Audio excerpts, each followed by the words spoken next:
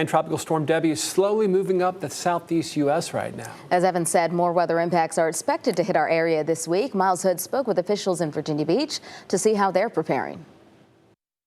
The effects of Tropical Storm Debby are hard to predict at this moment, but officials in Virginia Beach are getting ready for almost anything. Depending upon how the storm gets here, it affects us differently. If the storm goes to our west and say tracks up, the center of it tracks up, say along Richmond, and we get winds that blow out of the south, well then the southern part of the city gets impacted differently than the northern part does. L.J. Hansen, the director of the Department of Public Works, is worried about that outcome because of flooding in the south side of the city last weekend due to high winds. Today, city workers cleared storm drains and pump stations across Virginia Beach in advance of potential heavy rain and possible flooding. We put our vac trucks out, we pick up debris that gets caught up next to the pump stations or in cleanouts that we know are going to be problematic. All of Virginia Beach is low-lying, meaning many neighborhoods are prone to flooding.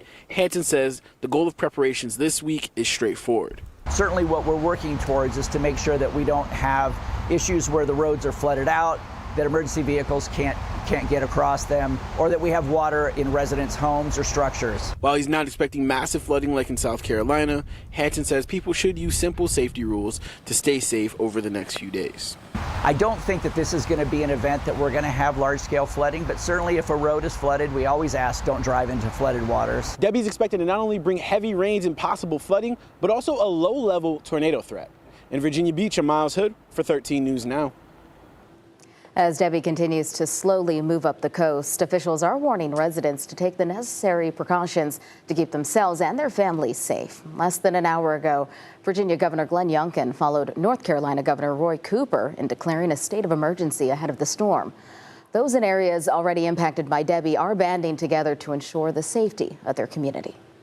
I'm actually with the church, and so we are getting sandbags, not only for our location, but if we have somebody that comes up, somebody that may attend, somebody that maybe needs some help that wasn't able to prepare in time, be able to get that and help them out if we can.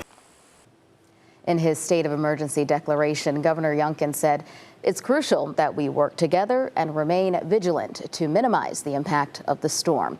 We'll have more on how Dominion Energy is working to combat potential power outages ahead of Tropical Storm Debby coming up at 5.